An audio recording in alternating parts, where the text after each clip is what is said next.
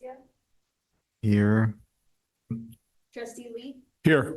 trustee Tahada, Here. vice president Walker, Here. president Geis. Here. All right, unless there's any changes, can I get approval of the agenda, please? So moved. Second.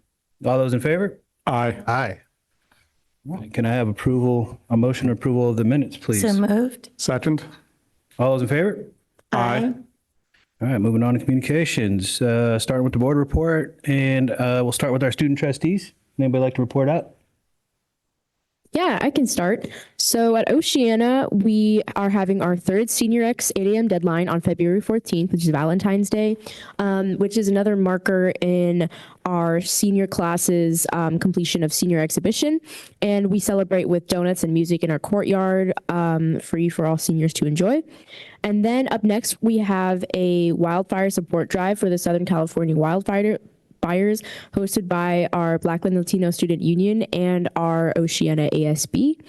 And speaking of ASB, we do have a new sophomore class secretary, and our ASB is planning our next March rally. We asked for general student body input by sending out a poll on our social media. Usually we ask around within our the ASBC, Associated Student Body Congress, but we wanted to outreach more to the student body because there have been people wanting to have more like average or regular student input rather than just having leadership be consulted.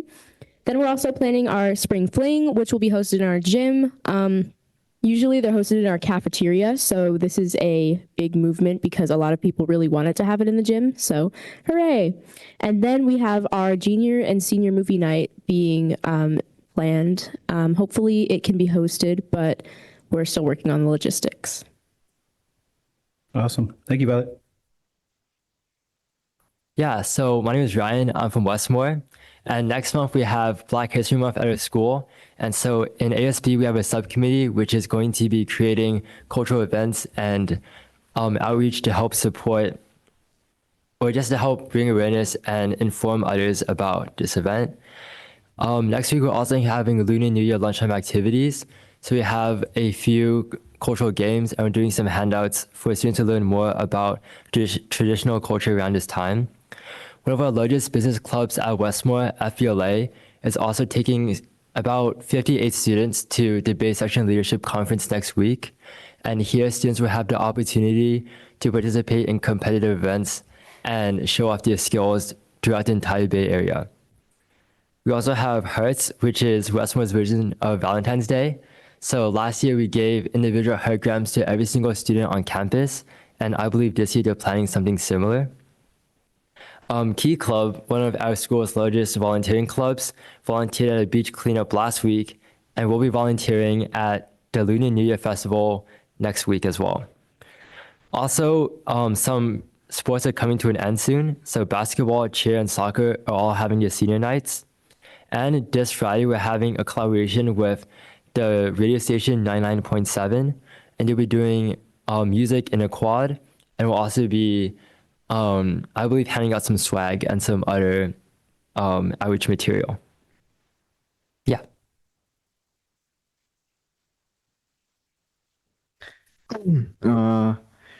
At Thornton today, we closed up our applications to start our mural project. I unfortunately was too late, so I will not be working on that. But we will today. Our first workshop with group Recita Eyes this afternoon came to our school to discuss the design of the mural in its early stages, so that's cool. This coming Thursday, so the day after tomorrow, 20 students, including me, we will travel to Año Nuevo State Park to view and study the elephant seals, if you know what time it is of the year. Our family community celebration is Thursday, February 13th from 6 p.m. to 7:30 p.m. We will have a raffle, games, music, and we will serve dinner. We have our new graduation site confirmed for class of 2025, which I'm included in. It will be held at the Pacelli Event Center in Daly City. I've never seen it, but just now I searched the photos of it and it looks nice. So I'm happy it'll be there. And lastly, I feel like we should regulate shout outs more in these meetings. So I want to shout her out because she made a funny comment today at school. So I'm doing this for her. I would like to shout out Thornton's counselor, Miss Carla. She gives everyone at Thornton everything that they need to succeed. She's super nice to me and everyone who is nice to her, you know. But yeah, I love her. She's awesome. And yeah, hopefully someone at Thornton is watching this, so they'll show her, or she's watching right now. I don't know. But yeah, shout out her. That's awesome. Thank you, Daniel. Moving on to our board. I like that, Daniel. That's great. Love it. I was able to be with the student trustees yesterday with the student advisory. Always good to just hear what's going on at the different schools and the excitement as they continue to work on their projects for the year. So it's good to have President Gallegos join as the other trustee with me for this year. So should be some good meetings coming up. Thanks. That's all I've got. First of all, I want to apologize for running late. This will not happen again. It's daily city traffic. For not much to really report, but just to say I had the opportunity to hang out with Trustee Lee and President. How do I say it? Gallegos. Gallegos. There Yes, you sir. go. With the student trustees yesterday, and I think Andy, you and I were talking about this, is just how inspiring it was to see young people at this stage in their lives being involved. So it was really, really cool to see that. So keep pushing for it, especially in this day and age of turmoil, uncertainty, anxiety. It's really cool to see that young people are stepping up and really making us adults rethink on choices and decisions we're making today. So.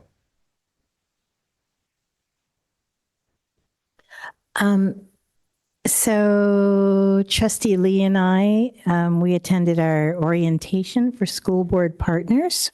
We've been chosen as fellows for the cohort 7, and this is the organization that our board sister Kalima Sahaluddin had participated in last year, and through that she was able to write the equity policy and bring us some valuable tools.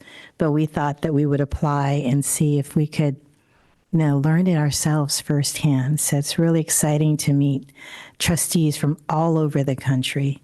And a lot of them, they may be in Alaska or Kentucky or Indiana, but a lot of them do have roots here in the Bay Area, in California. And of course, many of them had already heard about our workforce housing. They already knew us. So I'm really excited about this opportunity. So with the latest executive orders, it's really by the president, it's really struck me. And I'm really glad that we're taking a stand to protect our families. My dad told me like 40 years ago, he would be he worked for the Navy. He was a civilian who worked for the Navy, and like 40 years ago, he'd be down by the border in Texas, and they would just stop him to ask for his ID. And he would just say, sure, what do you want, U.S. Coast Guard or Department of Defense? And he would say, either would be fine. And so he just took it as that. And my brother in the 90s served also in Texas for the U.S. Army, and they would ask him for his ID. Clearly, he was a serviceman the way he looked, but no, they wanted to see his ID. And to me, these were just stories. And now for me, I worry if I'm in the wrong place and I don't have my passport, how do I prove I'm a citizen? you know? So I'm going to work extra hard to protect our families. And this has really, really become too real for me. But just know that I'm do everything I can to protect our families here. Thank you, Rosie. I have nothing to report. All right. So I just kind of want to add on to where Rosie left off a little bit. And I know that there's a lot of people out there that are unsure of what's going to be going on, but I think it's important that we just continue to, engage with our communities and educate ourselves on what we should be doing and the right pathways to figuring things out. So, and I think we've done a good job that here, so far at the school district. So hopefully that continues. But thank you for pointing that out, Rosie. Also, too, just sitting in on the student advisory meeting last night was sweet to be back in the room with those guys and kind of feeling their energy and listening to all the good stuff that's happening in our school district. And to be kind of tapped back into all that stuff, it makes me eager to kind of get back out there and mix in with these guys and see all the cool stuff they're doing. So looking forward to that. So then we're moving on. Miss Tony Presta is not here tonight, so we have Tina stepping in. Do you have anything to report out? No, I'm just happy to be here, stepping in. I appreciate the opportunity to sit up here, Thanks for being with us, Tina. but nothing to report. Awesome. All right. So then are there any board subcommittee reports? All right. And then moving on to our AFT Local 1481 report with Monica.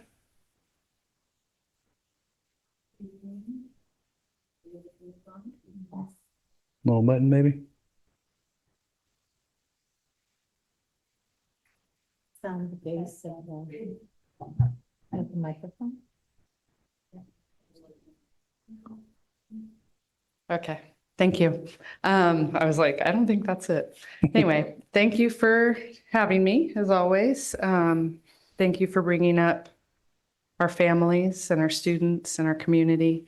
I also want to make sure we are patting ourselves on the back, not that we've done anything, but that I feel very comfortable with our school district and our board and our students and our families to support everyone. And CFT is also really trying to put information out there to help support.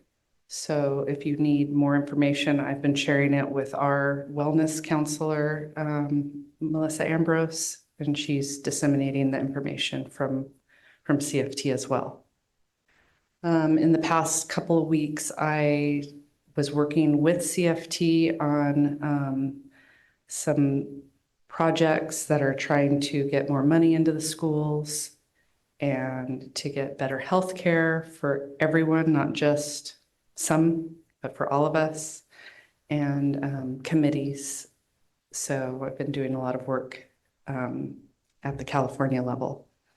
So I just wanted to report out to that. Thank you. Thank you, Monica. All right, moving on to consent. Can I have a motion to approve? So moved. Second. All those in favor? Aye. Aye. Thank you. All right, is there any public comment this evening? Yes, we have a public comment from Eleanor Jonas.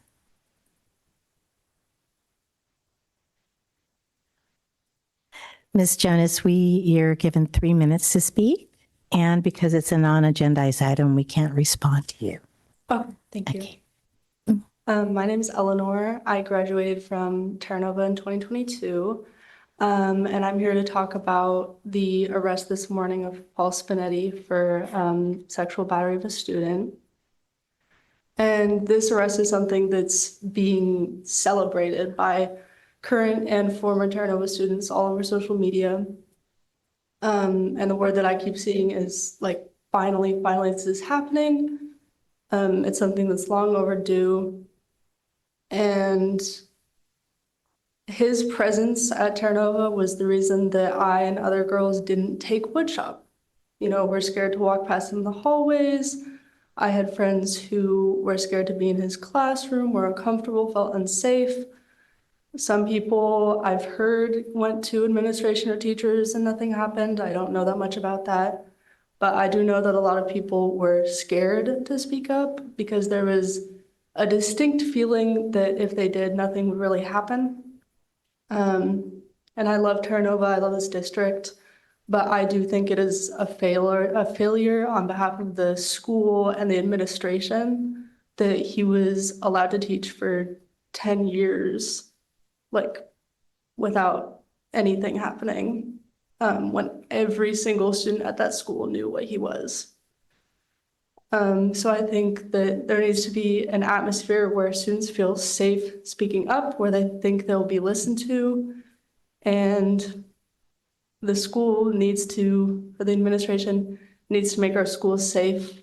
You know, and I don't want people to think, oh, he was arrested, that means it's over. Like, I've heard of other teachers, other people, like, this is not a lone problem. So this is not something that should be allowed to happen ever in our schools. Thank you. Thank you so much.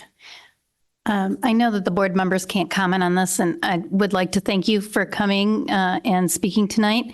And I'd also just like to say that the police department has encouraged anyone with any additional information to contact them. Sergeant Dwayne Watchelbarn is the person who's leading the case. So if you have any additional information, I encourage you to reach out to him. Eleanor, I do want to thank you for being brave and standing up here and saying what's on your mind. I appreciate that. All right, so moving on to action items. Let's see here. Caught up.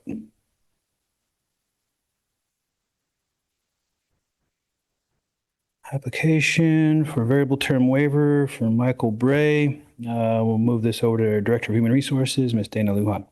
Good evening, everyone. The application before you this evening is a request to waive the credential requirement for Michael Bray.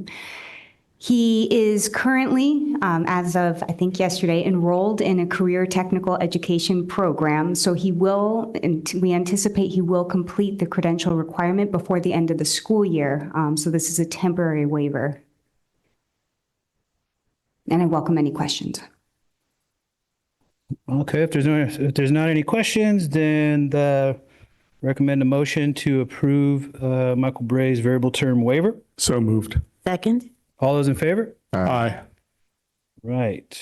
Item 8B1, appointment to JUHSD Educational Housing Corporation Board. And this is Director of Communications, CTE, and Staff Housing, Denise Shreve.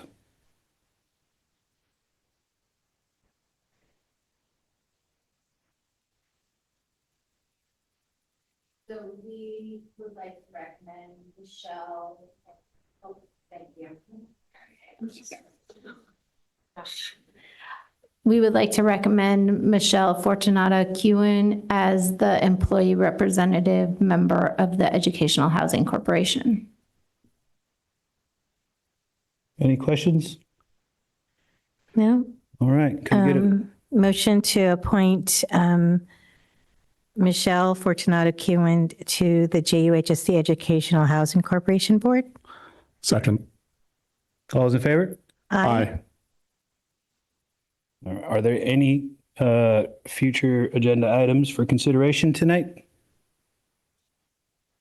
All right, then I'd like to recommend a motion to adjourn. So moved. Second? All those in favor? Aye. Aye. Aye. Is that a record?